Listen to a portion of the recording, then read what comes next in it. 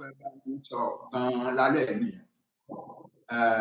Adédé gbọ́ ní láìpẹ́ yìí 5 days ago pé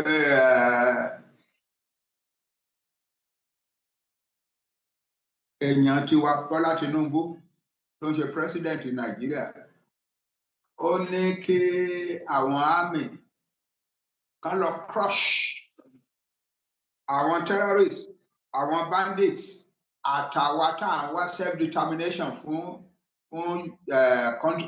nation wa kúrò ní Nàìjíríà. Ó ti wá equate wa mọ́ àwọn terrorists and bandits. Àwọn tó ń káàkiri tán pààyàn ní márùn-ún mẹ́wàá lọ́gbọ̀n lógún 200 at one time. Àwọn tí wọ́n jẹ́ kí lẹ́sùn tí wọ́n jẹ́ kí oko gbádùn.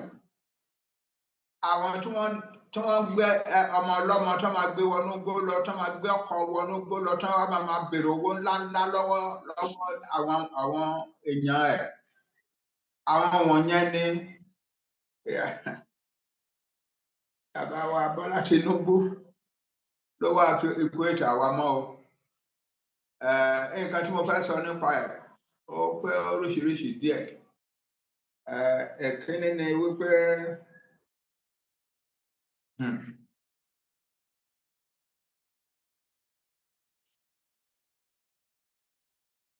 a nídìí láti kìlọ̀ fún bàbá wa Tinubu yìí dáadáa o.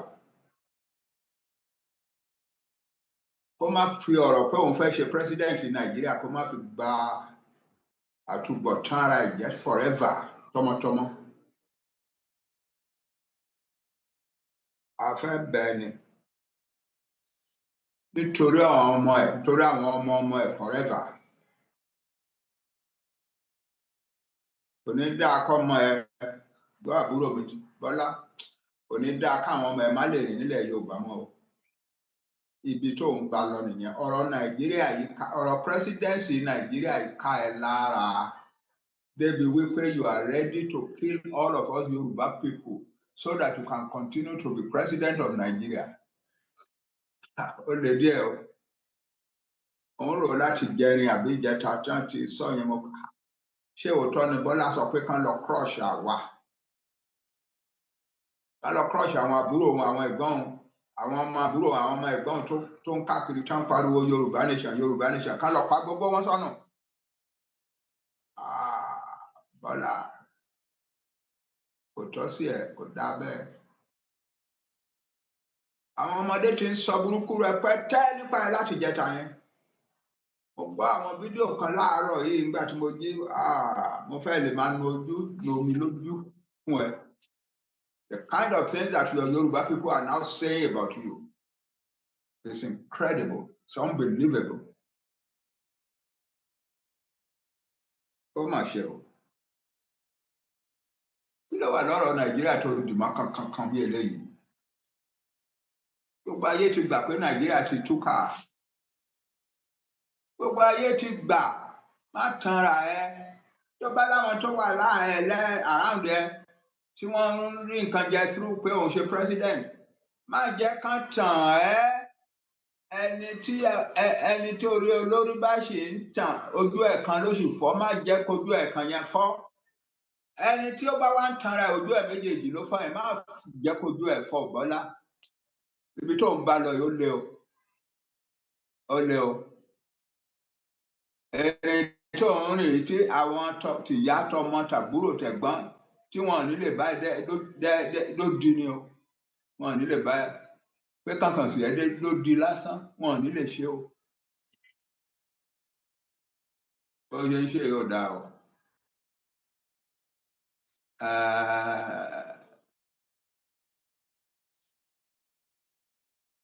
Ìyẹn ní nǹkan kíní tí mo fẹ́ sọ nípa kí n kìlọ̀ fún ẹ. Kí ló wà lára Nàìjíríà tó dìmú kankan bí eléyìí? Ìgbà kan wà tó lóò believe ní wá Nàìjíríà pé Nàìjíríà cannot work. Ṣé Nàìjíríà yìí ní ìbá tó wá dìmọ́ kankan? Ṣé ó bẹ́tà ju tijọ́ yẹn ni? Gbogbo ayé mọ̀ pé Nàìjíríà today is worse, a lot worse than the 1990s when you made the statement. Ó mà ṣe o. díẹ̀ Bọ́lá. Àṣà ọmọ mi kan á ní ó já grade ara ẹ. Ó já grade ara ẹ ò Bọ́lá. Ó já record ara ẹ, ó já grade ẹ ní society, ní the future of your people forever. Nigeria will disintegrate, the Yoruba nation will exist forever. Gbogbo àwọn countries tán ti dàbí ti Nàìjíríà láyé àtijọ́, all the empires broke up, but the nationalities in them exist. The Yoruba nation will exist. Nigeria cannot exist much longer. Yoruba nation will exist forever. You are destroying your future and the future of your progeny in that future of Nigeria. Ọlá kò dá bẹ́ẹ̀ túrò. O ní ìdí láti túrò. Nǹkan kejì tí mo fẹ́ sọ ni pé, as president of Nigeria, ṣé o mọ̀, Bọ́lá, ṣé o mọ̀ wípé self-determination according to international law and even Nigerian law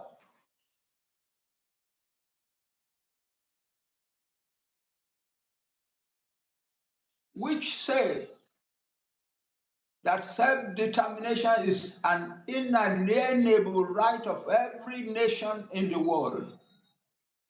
The United Nations Charter, the International Covenant on Economic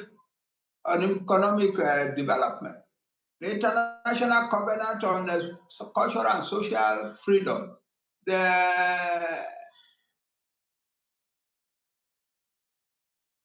the United Nations Declaration of the Right of Indigenous Peoples, 2007. All of them say that every indigenous people, every indigenous nation has the right of self-determination. That right they don't owe it to anybody. They owe it to their creator, and nobody can take it away from them. That's what they mean by inalienable. You cannot alienate it. You cannot take it away from them. Yeah, and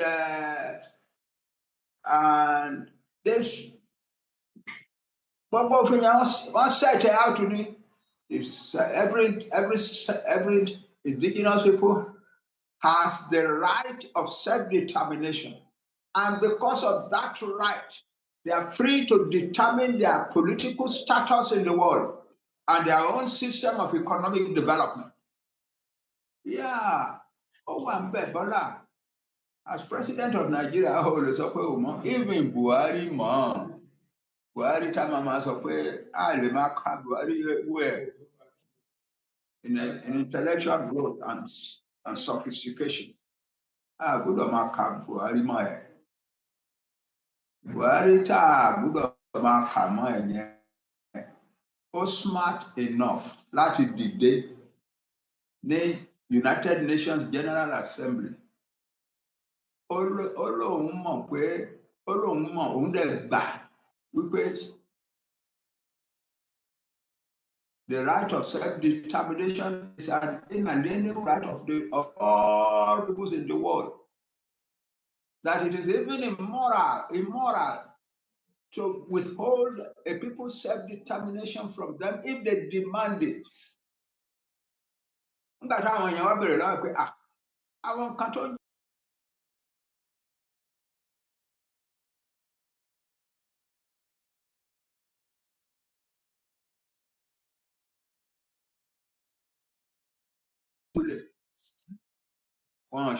peacefully.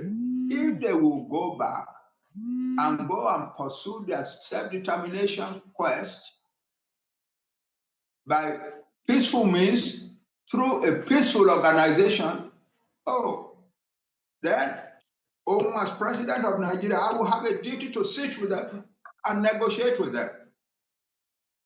Yeah.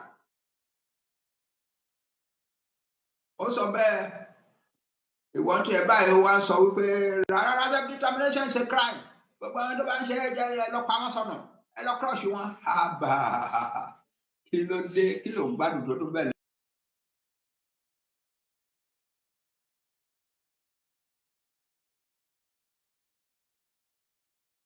kankan tí o mọ̀ nípa ayé, and yes, you have reason to be the president of a whole country and you don't know what is happening in the world. Ó mà ṣe o. Ó mà ṣe o. Buhari ní I know and I accept. Before the United Nations General Assembly, I know and accept that the right of self-determination is an inalienable right of every people in the world. That it is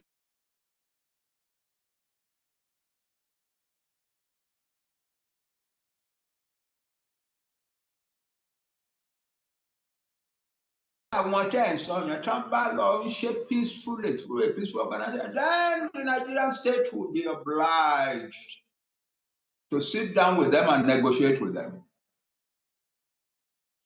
And President ọ̀rẹ́ ní Buhari ìwọ ló sọ di president.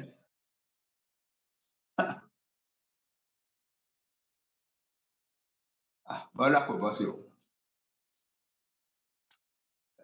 Tán bá ní ọmọ Yorùbá kan lè kúrú ìwà tó kù yìí kó wá hold ara ẹ̀ out as an ignoramus as far as the affairs of the world are concerned. We are the intellectually sophisticated people of the African continent. And so pé ìkan lára wa tó ń ṣe president ò wá sọ irú nǹkan tó ń sọ pé kán lọ máa crush àwọn tó fẹ́ ṣe self-determination. Bọ́lá kò dá o.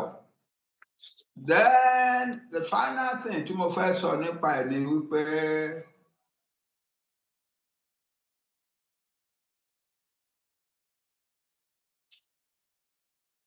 mo fẹ́ ránṣẹ́ sí àwọn ọmọ wa gbogbo ọmọ Yorùbá.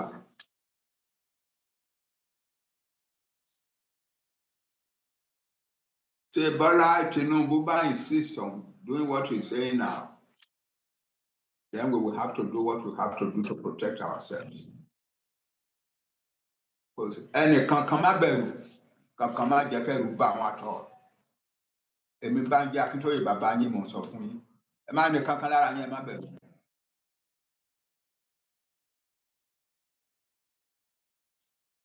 Laws exist in the world. Courts exist in the world. Àwa ò kì í ṣe oníjàgídíjàgan lérí máa ń yàn án kẹ́ peacefully, in a sophisticated and orderly and intellectually sophisticated manner làwa ń fi struggle to wa. Àwa ò kì í ṣe oníjàgídíjàgan o. Gbogbo ayé dẹ̀ mọ̀ yẹn mọ́ wa, wọ́n mọ̀ wá mọ̀ yẹn. So, ọ̀nà tá a dẹ̀ ti fi ń defend ara wa ó wà ńlẹ̀ o. Ó wà ńlẹ̀. Nígbà tí Buhari ní ká lọ pa Sunday Igboho mọ́lé ní July 2021, Ọlọ́run ṣé wọn rí Sunday pa. Gbà tó di jọ́ kẹta àbí jọ́ kẹrin àgbé case yẹn lọ sí court. But the actions of the government agents and the terrorists they brought with them was a crime, as illegal and criminal. Àwa Yorùbá ibi tá a ti ń bá àyàn jà ó máa clear lójú gbogbo ayé that the actions of the government officials who came to Sunday's house in that night bringing terrorists with them, that the action was a crime, was unlawful. And the court agreed with us. Ẹgbà táwọn òṣìṣẹ́ ìjọba Buhari wa máa dá wọn ní reason táwọn fi lọ ṣe yẹn against Sunday ni pé ó ń wá separation fún Yorùbá nation kúrò ní Nàìjíríà. Gbàtà adájọ́ dẹ̀ máa rule pé Seeking self-determination for a nation in Nigeria is not a crime under the laws of Nigeria. Why? Because Nigeria is one of the makers of the international laws, at African law. The African laws say the same thing. There is an African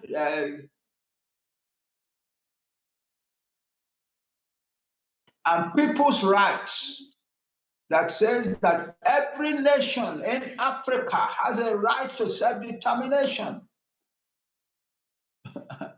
The right to determine their own status.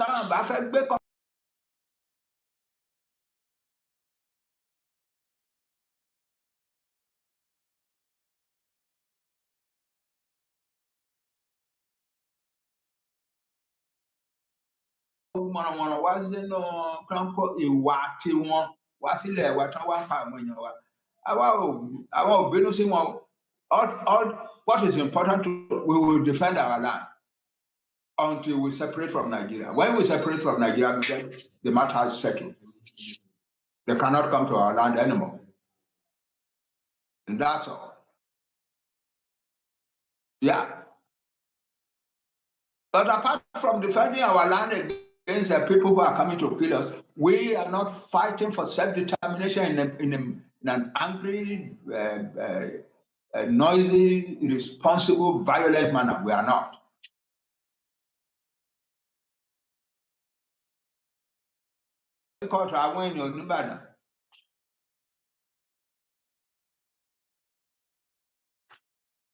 Lẹ́yìn yẹn ni Buhari tún wá announce pé Sunday Igboho is a wanted person and close gbogbo account here, personal account, bank account àti business account here.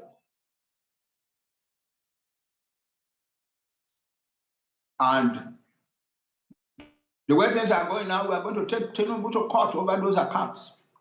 Yeah, we will. And we will win because the true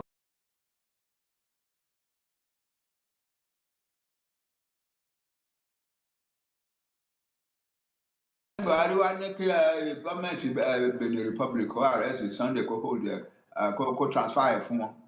But the courts in Benin Republic started to ban Agba. Alẹ́ ẹjọ́ tán mú Sunday la gba lọ́ọ̀yà mọ́. That night, by the time it was morning, lawyer will make it possible for anybody to want to Sunday loss in Nigeria. We are a civilized people, an educated people. You can't treat us in any shabby manner. The laws exist and the courts exist. And we will use the power of the courts and the power of our intellect to defeat your purposes. Yeah. Nígbà kan dẹ̀ wá tún gbé Sunday ṣe tán tún dé mú níbí tán tún gbé ṣe ní Benin Republic tán dé mọ́lẹ̀ ọdún kan ọdún kejì àwa tún wá lọ sue ìjọba Benin Republic.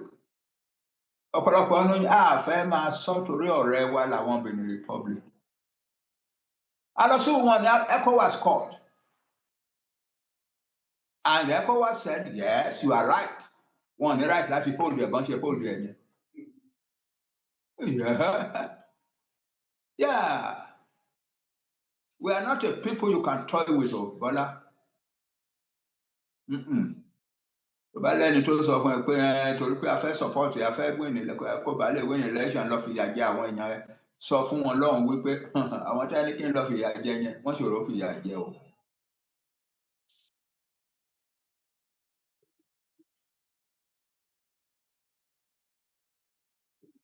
So finally, mo fẹ́ sọ fún ẹ̀yin ọmọ mi, gbogbo ọmọ Yorùbá, gbogbo ọmọ Oòduà, ẹ má bẹ̀rù kankan, ẹ má bẹ̀rù Tinubu àti ìjọba ẹ̀. Tí ọlọ́pàá kan bá handle ẹni Yorùbá bọ̀ now from now on, tí ọlọ́pàá kan bá handle ọmọ Yorùbá kankan ní rough manner over the fact pé ọlọ́pàá rí ẹ wọ singlet Yorùbá nation àbí pé ó gbé flag Yorùbá nation dání ní títì àbí pé òun ṣe kìnìún kan láì báyàn kankan jà láì ṣe pé ọlọ́pàá kan wá mú ẹ we will drag that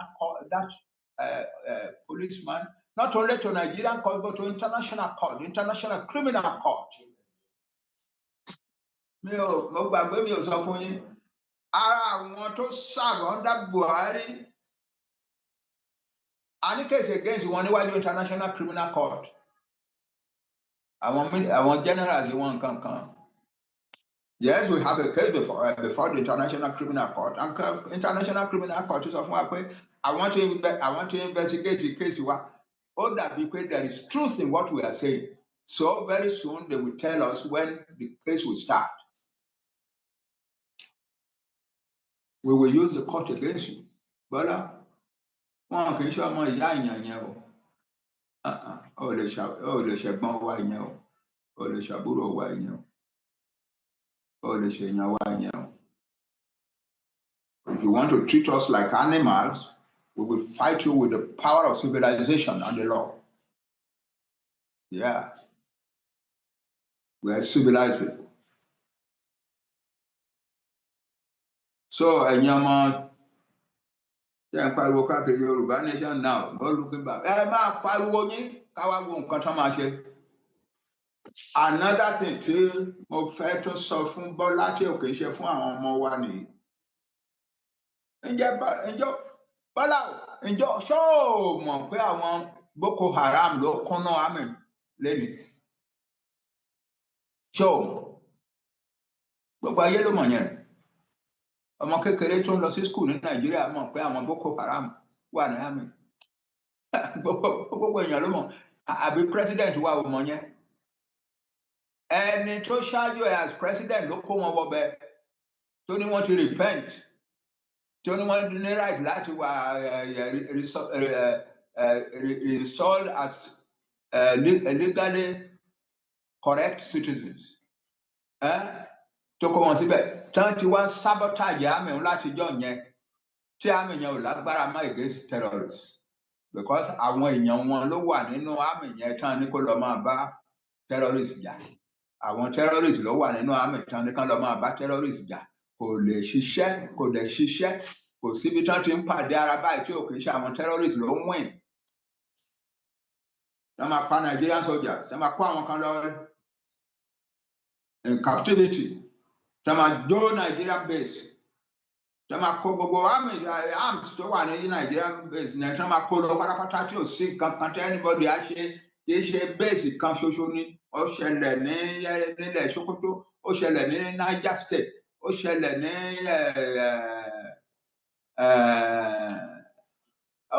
ọ̀pọ̀lọpọ̀ bí mi ò rántí báyìí tó jẹ́ pé tí àmì Nàìjíríà àti sójà àmì Nàìjíríà àti àwọn Boko Haram àti àwọn ISIS àti àwọn kiri gbogbo tí wọ́n bá pàdé àwọn terrorists ló ń win báyìí o. Àwọn sójà ti wà ò lè win against wọn. Why? Not because our boys who are in the army are not competent people, but because you have sabotaged their effort by putting among them terrorists.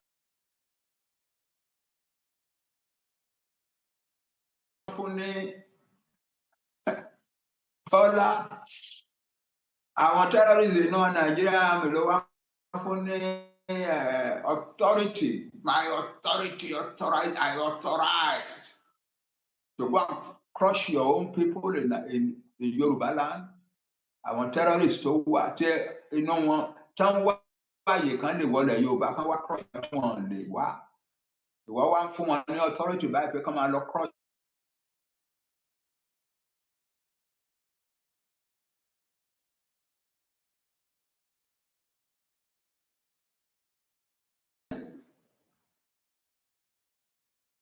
Why should we continue to treat you as our brother?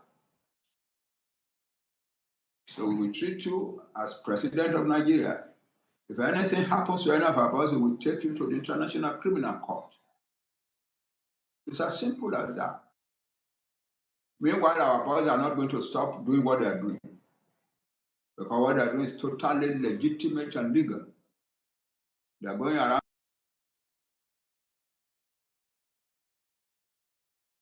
determination. Yoruba nation, no going back.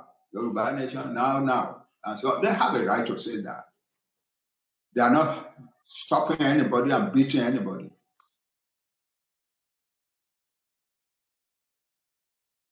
5 of our 6 state capitals in the southwest, and they were humongous rally.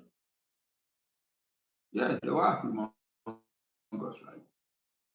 The first of them was the smallest. That was the one we held in Ibadan, just 1.2 million.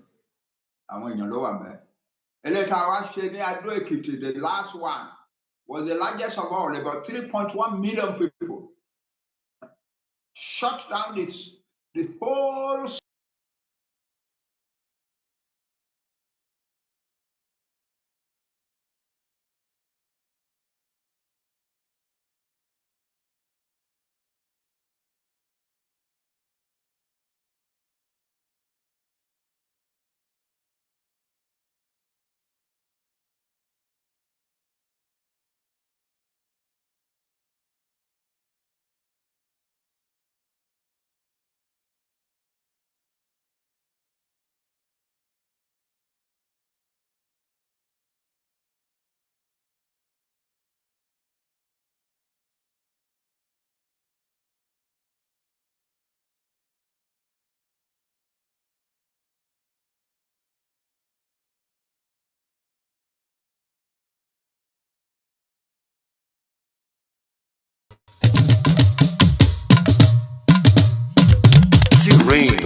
Gbogbo Yorùbá pátá lé lóko náà sọ pé èdè wa jọ wá lójú lápárapọ̀ dá dúró Yorùbá nation must stand. Gbogbo Yorùbá pátá lé lóko náà sọ pé èdè wa jọ wá lójú lápárapọ̀ dá dúró Yorùbá nation must stand.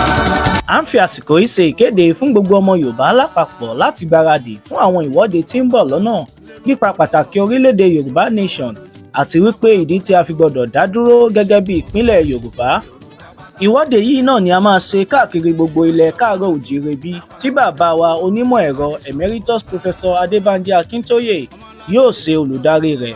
Ọdún 2025 yìí náà ni yóò bẹ̀rẹ̀, a sì máa kàn sí wa nípa oṣù àti gbogbo ohun tí a bá fẹ́ mọ̀. Olùkéde Ọláyọmí Kóìkí, agbẹnusọ fún olóyè Sunday Adéyẹmọ Ìgbòho.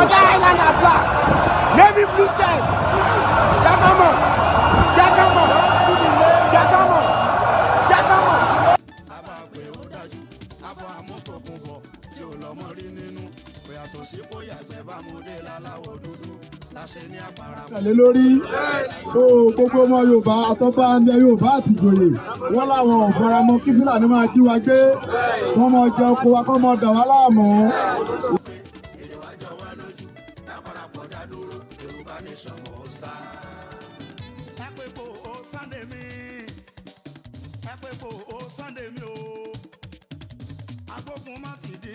Akọni nínú ìyàwó ẹgbẹ́ bò Sunday mi. Akọni tó ń yọni léwu tó ń gbani sílẹ̀ lójú ogun. Òun lápẹ̀ lálágbára. Mo mẹ́wé mo mẹ́kò mo lóògùn tó ń jẹ. Níwọ̀n bá ní o ṣe níwájú ìbò. Lẹ́lẹ́ tí ó máa fẹ́. Lẹ́lẹ́ tí ó máa fẹ́. Lẹ́lẹ́ tí ó máa fẹ́. Àtìyá o. Sunday Igboho leads other Yoruba nationals to 10 Darwin Street to petition the British Prime Minister for independence of the Yoruba nation, the secession and self-determination for all Yorubas from Nigeria. Yeah, it's kind of like the Biafran agitation thing that has been going on for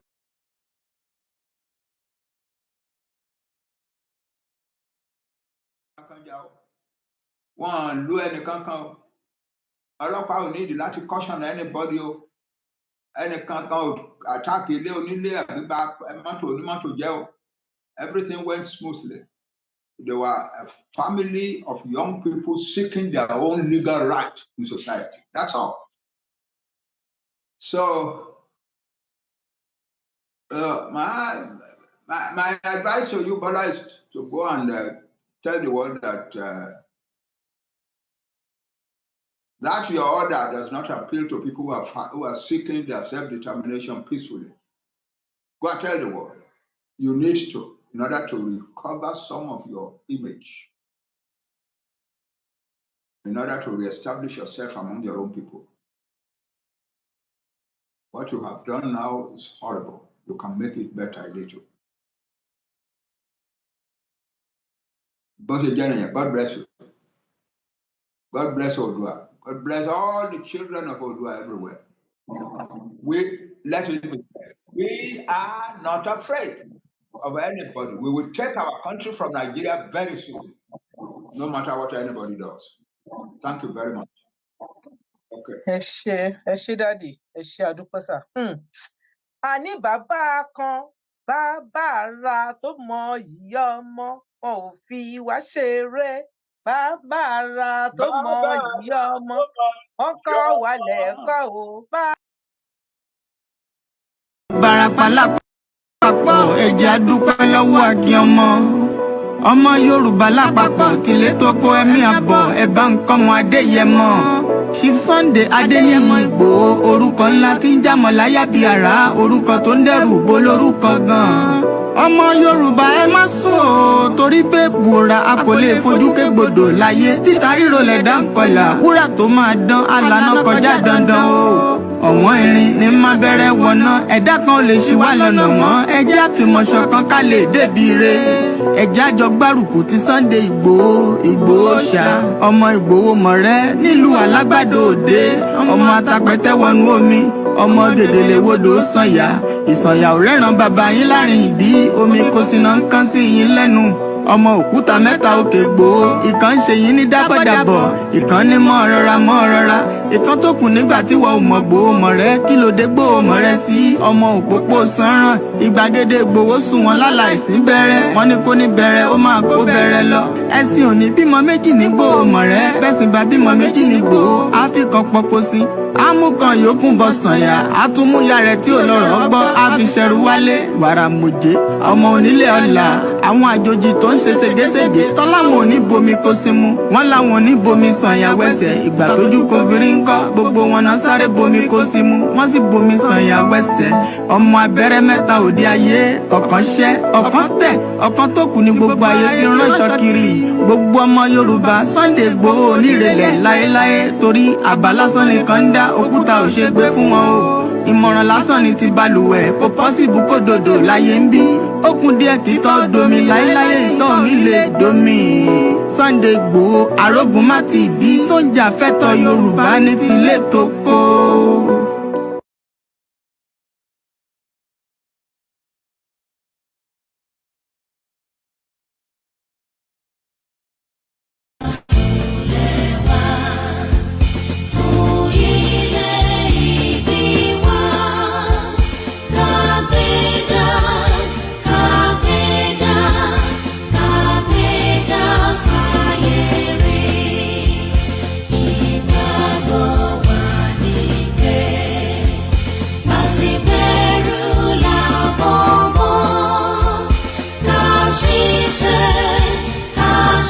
She